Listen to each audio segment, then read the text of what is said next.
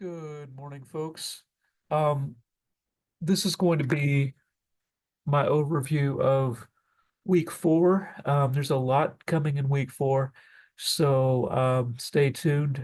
Over the next few minutes, this is likely going to be a long-ish video because I'm also going to hit the highlights of what is available in our readings and such, rather than do separate videos and so forth. I figure one video that sort of hits everything or most of everything is probably more conducive to the time that you can dedicate to this particular endeavor. Um, so here we go, and I'll kind of point out, what I think is just in as far as my personal preference and so forth, more important for you to look at and so forth. Okay. I apologize in advance for potential sneezing and so forth that happens during this video. Okay, I'm going to screen share our course page. Okay. All right. So where we are right now is in assignments. Um, so due this week, we actually have three assignments due rather than the two that have been customary over the past couple of weeks, over the past 3 weeks. In week four, we've got Poetry Journal number three. Again, I'm asking you in these journals, number one, bare minimum to hit one page double spaced, submitted as a Word document or PDF. Okay. Um, Secondly, a lot of you actually have been improving on this, right? You know, over the past, particularly Poetry Journal 2, and then the one per Poetry Journal 3 that I've read so far, actually talking about the lyrics and or language of the poem relative to your ideas and so forth. This is really the essence of what you want to do. Um, you don't, because we're just dealing with a page here minimally, right? So, uh, giving me a bunch of platitude about, the essence of poetry throughout the centuries and so forth, that's basically useless here. I'm interested in specifics and interested in how you are thinking about specific material that you are encountering. Okay. Again, there's been a lot of improvement over the past couple of weeks here. So, um, discussion board, um, same sort of thing. Please speak specifically about the poet or poets in their work, that we're dealing with here. Um, so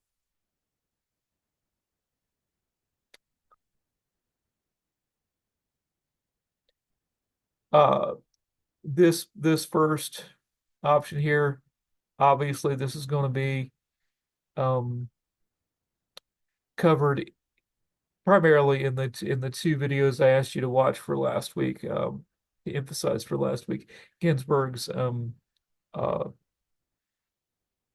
discussion of Williams' prosody, as well as the documentary, which I highly recommend in week four. I'll get there. I'll get there in a minute. But the elegy for Allen Ginsberg, where he talks about his relationship with Williams and how it helped him develop some of his early prosody, as well as his connection to the proto-romantic poet William Blake and Walt Whitman, of course.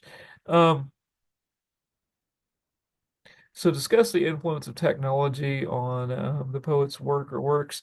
Um, if you look at, for example, I have a playlist, Wichita Vortex Sutra, which is basically, I mean, Ginsberg takes that poem and makes it into a record album with a musical accompaniment, etc., and so on. You know, and obviously, the poems that we've been considering this term have all been carried to us, right, through YouTube and through other means. And so, but really, um, if we think about the most of the poems that the poets, the poems and the poets that we've been talking about week 3 and week 4, right? These are poets after the advent of the typewriter, right? And so as such, you know, have a poem being generated on a keyboard as opposed to by hand, for example, that perhaps changes the nature of the poem, perhaps of how the poem ends up in its final form. Um, Also, this is kind of an aside, Williams' poems were heavily influenced by the fact that he had a stroke at one point, right? So his breath pattern changed, right? So arguably his his that influenced the nature of some of his lines and so forth, right? Um, Speaking of which, it's no accident, right, that we have so many recordings of somebody like Allen Ginsberg, because really, you know, his poetry is very much meant to be heard as much as it is to be read. His performance of his work is so powerful, right, in terms of his breath, his life, going into that work, enlivening that work, right? Particularly in a piece like Kaddish, which, Kaddish is of course named after the the prayer of lament and the prayer of spoken at death, uh, in in in in certain fashions in various practices of various sects of Judaism, right? And so yeah, his conflation of jazz, Judaism, Buddhism, and a lot of other factors in that poem, he's bringing that to life, um, in the sense, for the sake of his mother and remembering his mother. Um, so um, I include Plath in week 4 because she is one of those central figures of the sort of enigmatic figures of the 20th century. Um, I mean, her work is, of course, brilliant, but um, you know, her work can be considered cathartic, and so think about that. If you want to take that on, right? Think about the subject of her poems and what she's doing there. You know, why is she? What's going on for her when she refers to her father as, like a Nazi, for example, things like that. When she, essentially refers to her husband as the same, that sort of thing. Um,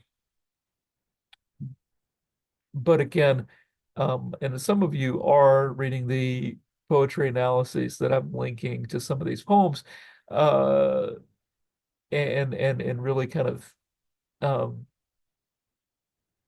parceling out um, what what these poets may or may not be talking about.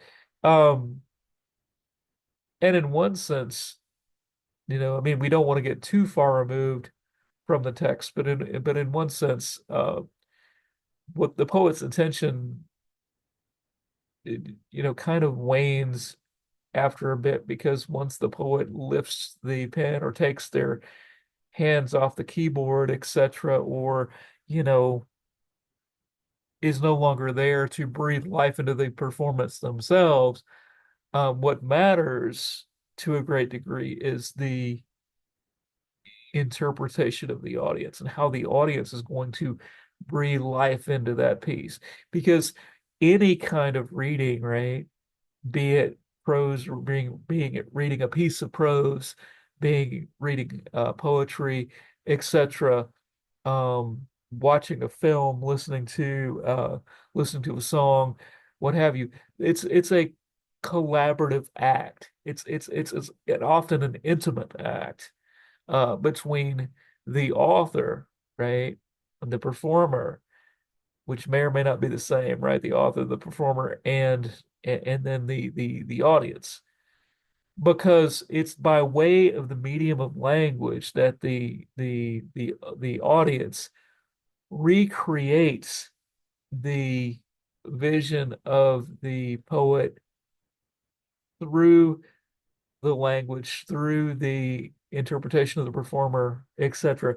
But the each audience member is going to recreate that vision in a unique way and have a unique uh, interaction with that piece, right?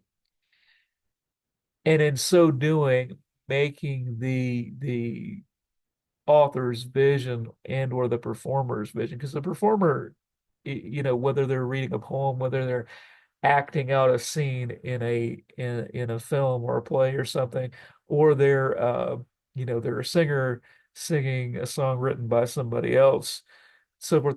That performance is an interpretation, right? So in any case, the audience is going to make that real for themselves. So that's actually quite a profound thing, right? And it's going to be different, right? Each person's view or vision of a piece is going to be slightly different because we're bringing uh, different tools, different experiences, right? Different relationships to words and so on and so forth to with us, right? When we hear a piece, that doesn't mean that we shouldn't, uh, become familiar with the lexicon of language and experiences that the author has, because that is important, but also to understand that, what we bring with us can also be important, right? You know, there's a, that's why somebody like Walt Whitman, for example, excuse me, somebody like Allen Ginsberg, for example, can read Whitman and become inspired to create something like Supermarket in California, where Whitman is accompanying him. Whitman is his elder companion, throughout that poem. Um, uh, right.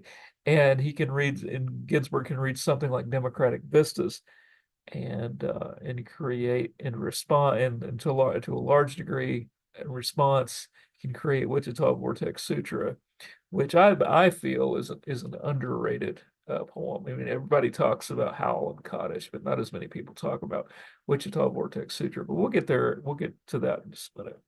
Um, Audre Lorde. I'm a really big fan of Audre Lorde and the womanist movement in general, right? The womanist movement is the African American women's response to the feminist movement in the 70s. They essentially, African American women said, your movement is speaking from a place of privilege, and yes, you all are women, and thereby, um, being discriminated against in various ways. However, you all are white women, and you're not acknowledging the privilege that your whiteness gives you, right? And so the womanist movement was a predominantly African American movement that spoke to and still does, right? Speaks to the concerns of women of color. And if you listen to Lord's readings, the videos Lord reading and so forth, you will um, you will recognize hip hop sensibilities there, right? You'll recognize um, um, poetry being as the medium for uh, depicting some very, very harsh realities, right?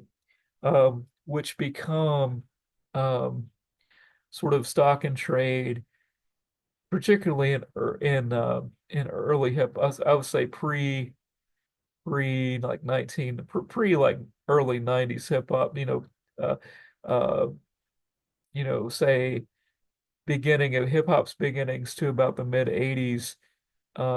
You have this consciousness movement within hip hop, predominantly folks like KRS-One, uh, and uh, and Chuck D, other folks who were really looking at um, the really describing the issues facing uh, African American folks, folks of in uh, sort of economically and socially challenged, so economic and social challenges, etc. Right? Um, and you know, hip hop as we know it today is not like that for the most part, right? Hip hop is very much just I'm not gonna go into my opinions about current hip hop, but anyway, of course I say that right, and then the piece that we have from Nas, New York State of Mind, is from about 93. He wrote that when he's 17, and he's considered kind of a prodigy in that way. Um, but the piece that I have for you to look at uh, was actually produced by PBS, and it goes into sort of the poetic aspects of Nas's work, and you can kind of sort of project outwards, and you can project beyond Nas, like after Nas, and you can look at somebody like uh, um, Kendrick Lamar, for example, people with the same kinds of gifts, right? The same kind of talent that Nas has. And of course, Nas is still around, but okay. Um, but if you are, and a number of you are into or have a sensibility about hip hop, I suggest looking at Audre Lorde. Um, I suggest looking at, of course, Nas, even Billie Holiday. There's a piece discussion Billie Holiday in the week four folder. Um, you know, and you can really draw a direct line, from blues and jazz to, um, well, really from the black church, blues and jazz, blues and jazz, um, to James Brown, to Cool Herc, and uh, ultimately what becomes hip hop, right? Uh,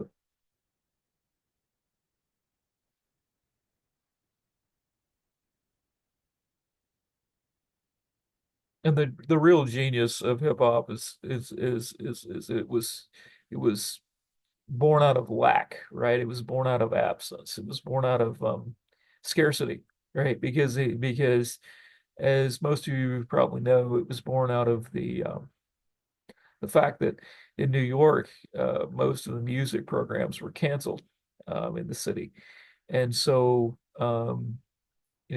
kids wanted to make music, right? Kids wanted to, so they got their parents funk records, James Brown records, literally, and and just looped the beats, the break beats, and and started rapping over it, which that came out of uh it came out, that just, talking over beats and music like that comes out of the black church originally. Um, and it was adapted by James Brown. And anyway, so, and incidentally, the MC originally was not the big deal. It was originally the DJ, but then the MC kind of rose into prominence the same way that, like in a um, traditional rock and roll band, whatever the front man or front person would, becomes prominent. But anyway, so we've got this is due on the Wednesday, right, the 31st, and then we've actually got two assignments due on uh, Saturday, the 3rd of August. The first being this discussion board, which I was kind of just going through with you, and then the first draft of your poetry project. And this pretty much describes what I'm asking you for your poetry project. And most of you by this point, by the time you're watching this, will have already submitted your discussion board post about, your ideas for the poetry project, and hopefully I will have had a chance to have gotten back with you on that. So, but here, essentially what I'm asking you to do with the poetry project, and this is not the first place I've talked about this, but I'm asking you to engage with um, the material from the course in a meaningful way, such that you are conveying significance, you are conveying meaning, whether that is through creating your own poem, um, inspired by or influenced by some of the work that you've been looking at this semester. Um, you can create a poem, addressing one of the poets, for example, like Ezra Pound, like uh, like Ginsberg, um, like Wallace Stevens, who all address women in their poems. You can do something like that. You can create a song. You can create a work of art. Again, the example being like Gustave Doré for the illustrations for Rime of the Ancient Mariner. Um, you could create you can write a traditional essay.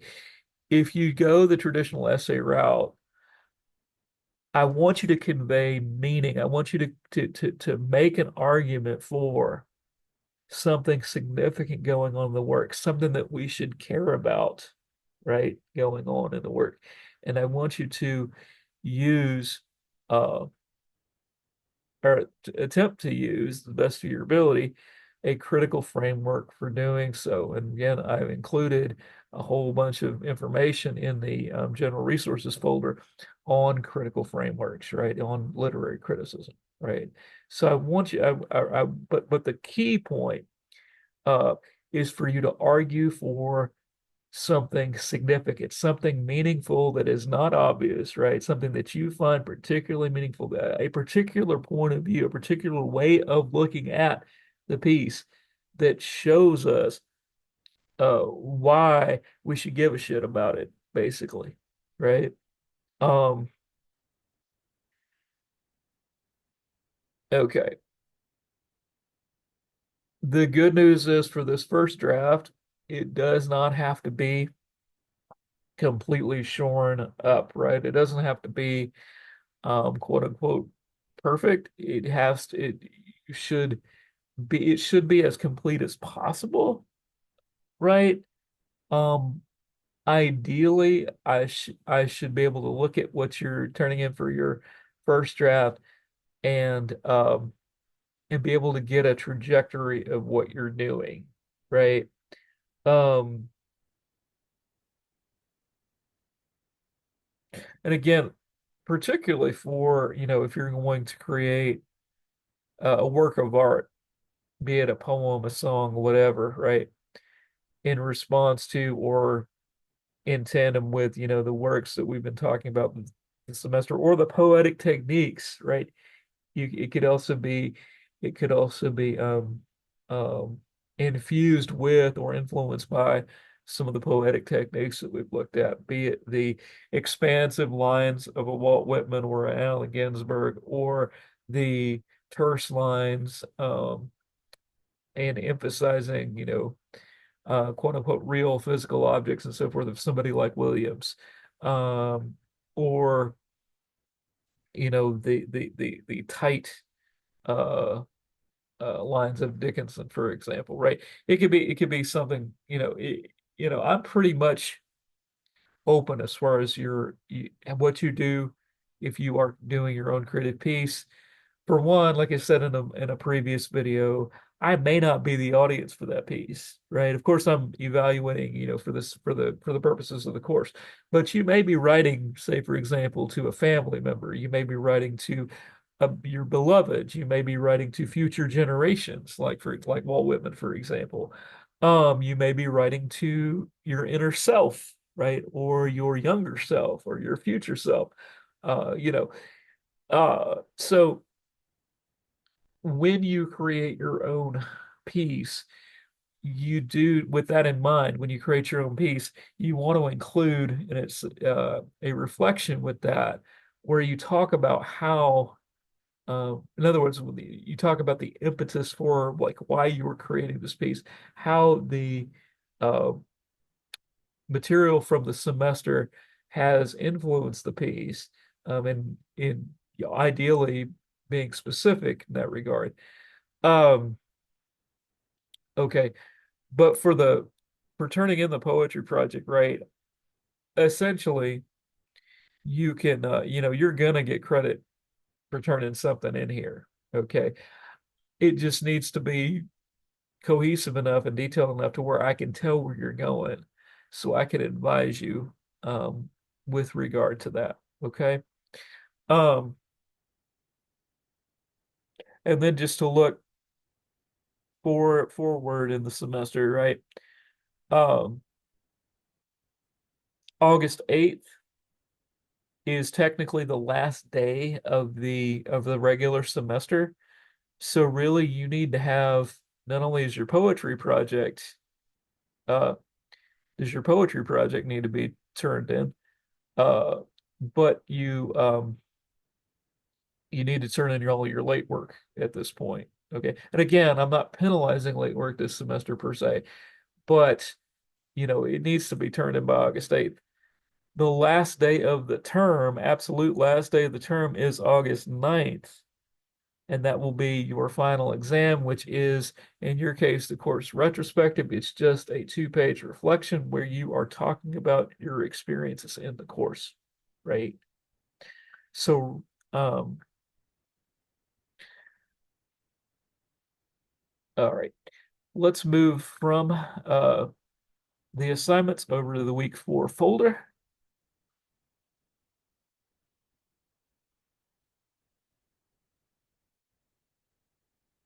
Give me a second here.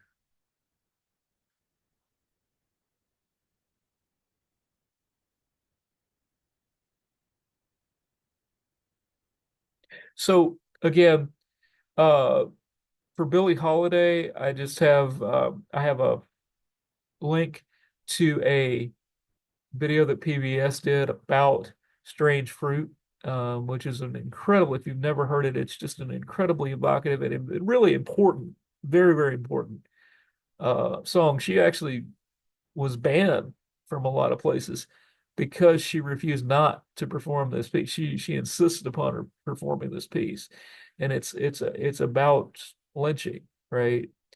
And it's and and remember, I just said a few minutes ago that the performer themselves is an interpreter, right? The way that a performer uh, performs a piece, breathes life into the piece, uh, is significant, right? And so Billie Holiday's specific performance of this song is is significant and unique, right? So for Plath, let's click on that row. Yeah, so I've just got the Strange Fruit video in there. But again, if you're interested in blues, if you're interested in uh, uh, American history, and so on, um, this is a good piece to look at. Um, let's look at Plath real quick. Um, so some important Plath pieces here, particularly Daddy and Lady Lazarus. Um, got the readings of the poems, the analysis of the poems, as well as this Plath documentary is really good because I mean it was done um in the early to mid 80s. And what's significant about that is that it has people in it who are now long dead, but it has it, like for example, it has Sylvia Plath's elderly mother in it talking about conspicuously absent from the documentary is Ted Hughes, her husband. So if you are enthralled by Plath, really interested in Plath, I would suggest this lecture by Belinda Jack. She goes into the relationship between Plath and Ted Hughes and the influence of that relationship on her work. For me, and I really didn't make this connection um, until this term, really in preparing for this term, there's a parallel with Keats in some ways with Plath because her most prolific writing and so in some of the pieces that she is most known for that most uh, give us a window into her genius, if you will. They're written a month or give or take before her death, right? So very similar to Keats because he just is writing in a fit, before he dies. Um, and uh, and so and of course Plath's death is a little different because it is self-induced. Although, I'm not going to I'm not going to belittle mental illness and or in depression and all kinds of um, struggles that Plath had, right? So I'm not passing a moral judgment on that, but she does, of course, um, um, die by suicide. Um, all right.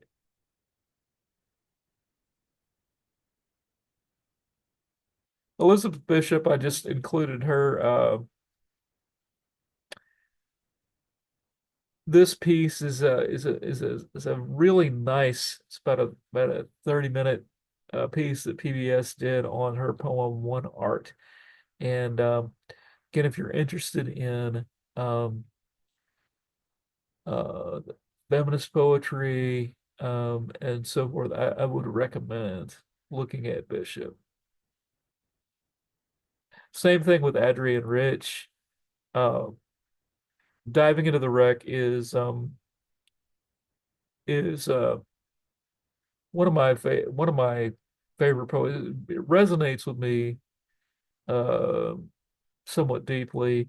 Maybe that's because of when I encountered this piece, but I've taught it, many times. I've included it in many syllabi over the years, but um, particularly if you're interested in, again, feminist poetry, feminist consciousness, I would recommend taking a look at this.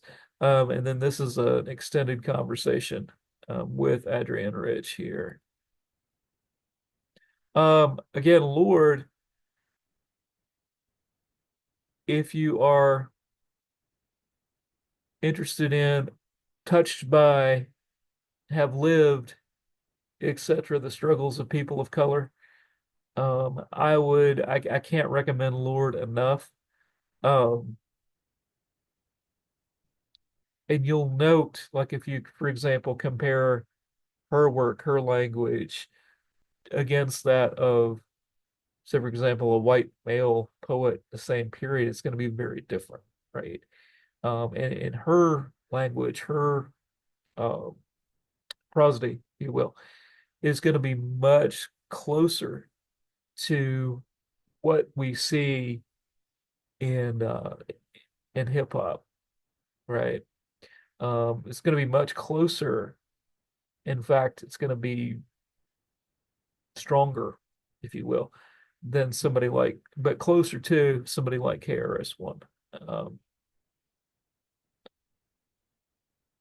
and then Ginsberg, rather than record separate videos discussing all of Ginsberg's these Ginsberg major works, um, I'm just gonna hit the highlights here because what I'm finding is very few people are watching my videos.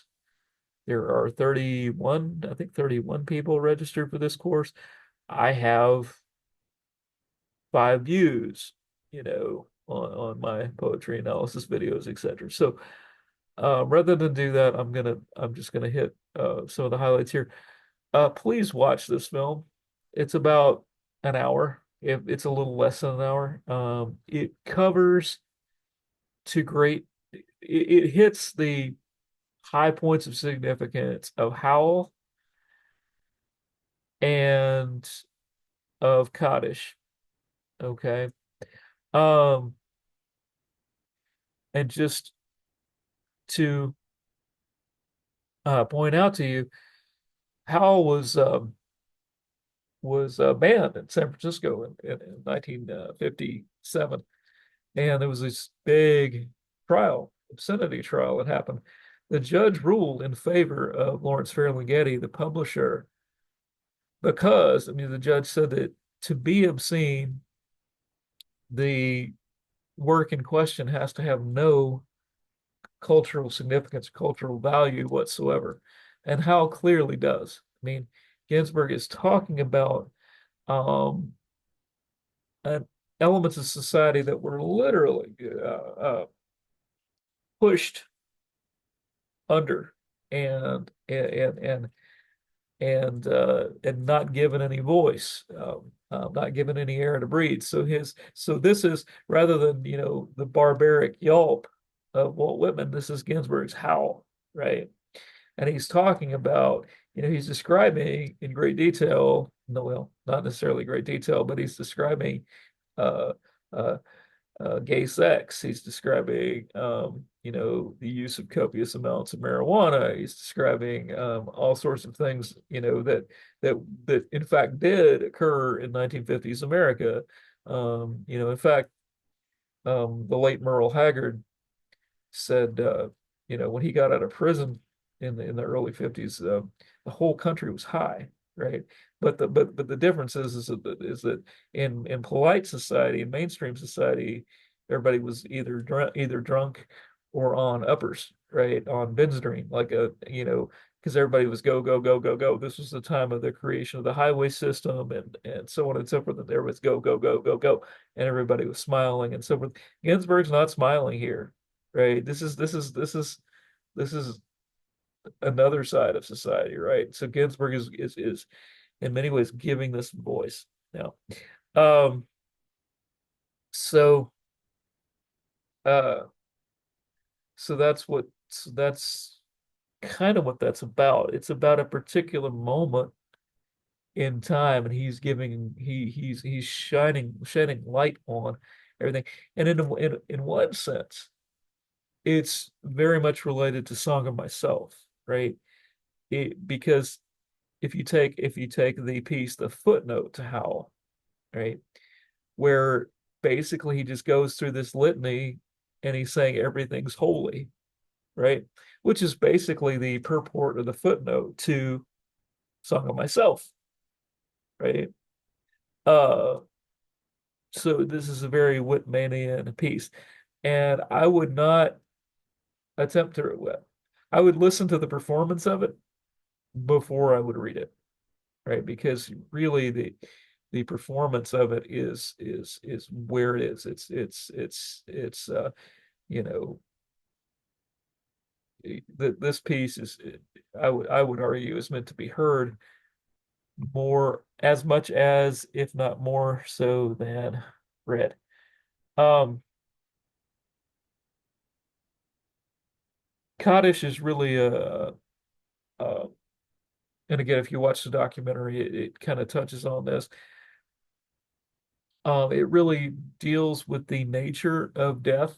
It harkens back in many ways to the Romantic period, where death is seen as you know, uh, sort of a welcome relief in some ways. He's confronting his his memories and his emotional ties to his mother's mental illness um, and all sorts of stuff. This is a it's a beautiful poem. It's in fact William Carlos Williams actually writes a poem in response to it, or at least praising it, called Cezanne, where if you listen to the lectures on prosody, Ginsberg mentions that. Um, but if you are so inclined, if you are a Ginsberg ophile, if you will, listen to him perform it. It's an hour. I mean, it takes an hour for him to perform it. It's an extensive piece, but it's well worth it. Particularly if you've gone through significant loss and difficult loss, and loss of somebody who um, may have been in great anguish, when they passed on and things like that. Um,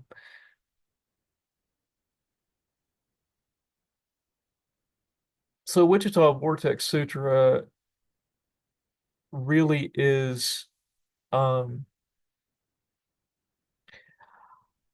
I feel it is well, and it's not, this isn't just my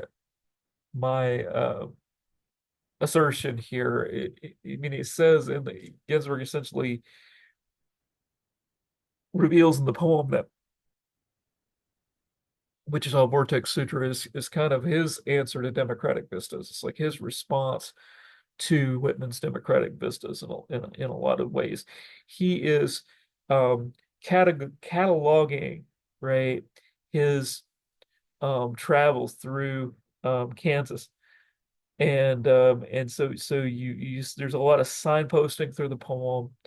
Um, it is written in 1966, but actually reads as if it were written, say 10 years later, right? Because what he is in many ways projecting about the Vietnam War, Vietnam conflict, because if you look at it, if you look it up in the Library of Congress, it's not a war because war was never officially declared. It was a police action.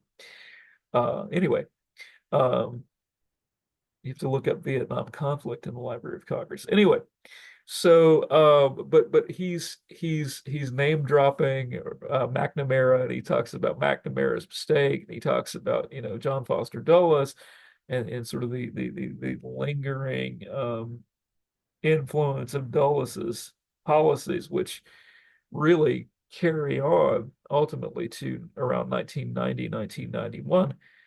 But this is a very prophetic piece in the sense that, um, again, what a prophet does is not predict the future. What the prophet does is the prophet analyzes the present, and by way of analysis of the present, makes statements about the future. But it's not some kind of woo-woo kind of, well, for lack of a better term, woo-woo. It's not some kind of metaphysical thing where they see the future.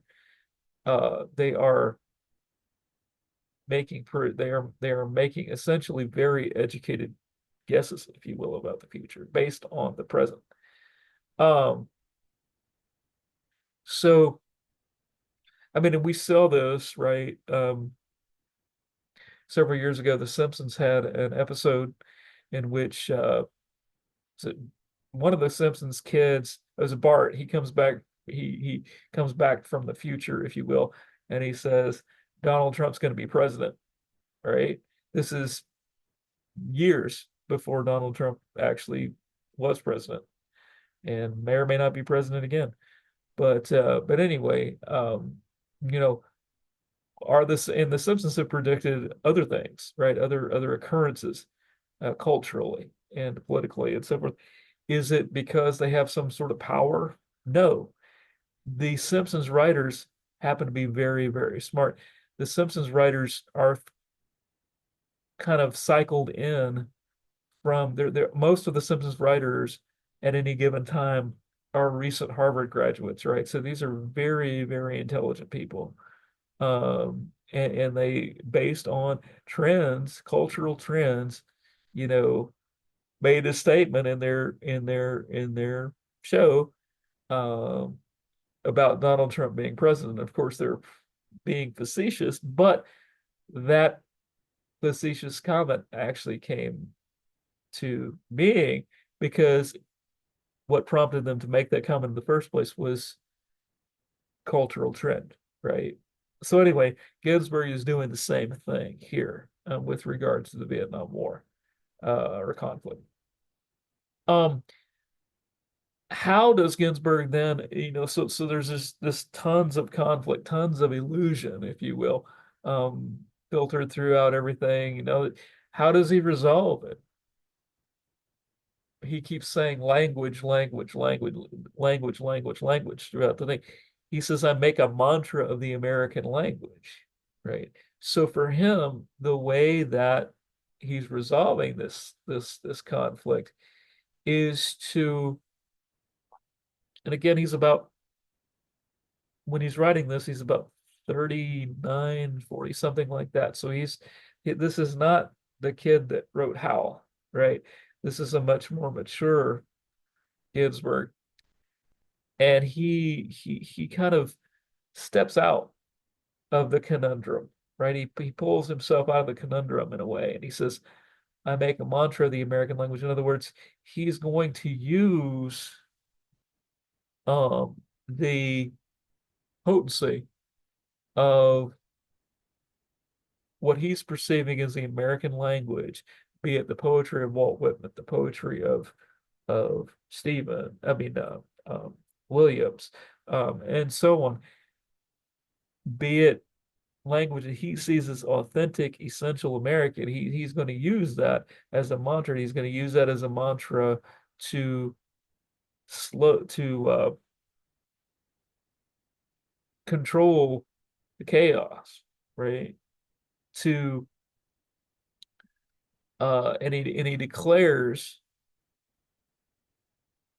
via this mantra of the American language, he declares the war to be over, right? Um, so uh so I find this poem, and again, you can read the poem, you can listen to the full album, right? That I have listed, that I have linked there. Um, but I find it to be kind of a forgotten Ginsberg work in a way. Um, I think he's doing some stuff there that people don't talk about so much. So he wrote this in 66. In 68, there's a conversation. He was very influential, for example, and the documentary does not bear this out. This is kind of the one area of Ginsberg's sort of spiritual exploration that they don't really cover. The documentary is very much a Buddhist documentary, but sort of before and simultaneously as he was delving into Buddhism, he was also very much uh, he was very much exploring Sanatana Dharma, commonly called Hinduism. In 1961, he was in India, and he was taught the Hare Krishna mantra by Swami Shivananda, and he ends up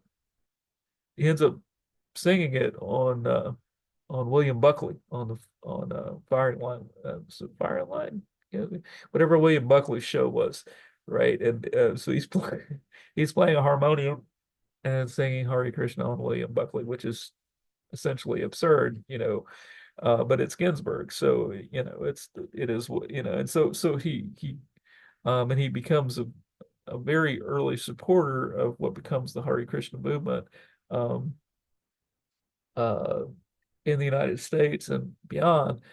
And there's a conversation from, I believe, 68, 69 with Swami A.C. Bhaktivedanta Prabhupada, where he, is Prabhupada is basically trying to get him to um, adopt full on um, Hare Krishna beliefs and practices and so forth, and getting him to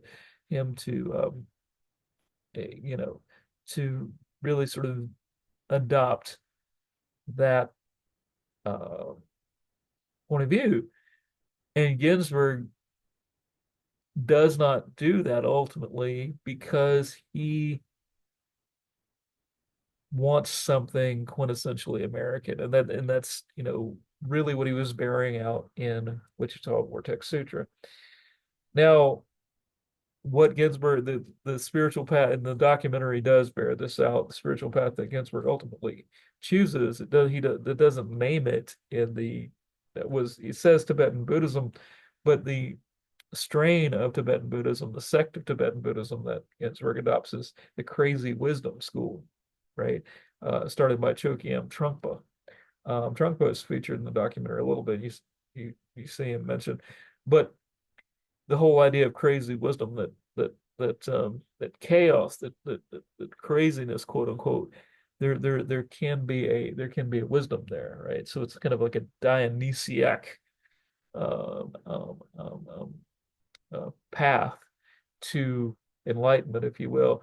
And this to me, right, this harkens back again to his mother, right? Because his mother was quote unquote crazy, um, as the documentary bears out, as Kaddish bears out, um, and so by embracing crazy wisdom, he's embracing his mother, right? Um, and so for me, it makes a lot of sense that Ginsburg would adopt um, the crazy wisdom school of Buddhism. Uh, so anyway, that's my bit on Ginsburg. And I included Ballad of the Skeletons for fun. And if you watch the documentary, you'll part of Ballad of the Skeletons is featured. Ginsburg always wanted to be a rock star, right? He in the early 70s, late 60s, early 70s, somewhere in there. He followed Bob Dylan around for like a year, for several months. He was very much taken with Dylan, and you know, he finally get at 70, he basically gets his wish. He gets to be a rock star, right? Quote unquote. He records Ballad of the Skeletons with Paul McCartney, which is about as rock star as you can get. Um, and Philip Glass and so forth. But yeah, and in fact, um, had he lived a couple more months, had he had a couple more months of health and so on and so forth, there was an MTV Unplugged planned for Allen Ginsberg, which didn't happen. But anyway, so anyway, that's my sort of very haphazard um, uh, run through of Ginsberg and so forth. Um, but do, watch that documentary on Ginsberg if you um, can get past this if you can do something past this particular overview video for the week. Okay. Again, reach out to me if you have any questions. I do appreciate those who have been doing that via email. I've been trying to send out announcements regularly about assignments due and things like that. So I hope to continue to do that. All right. Thank you so much. Have a great week 4.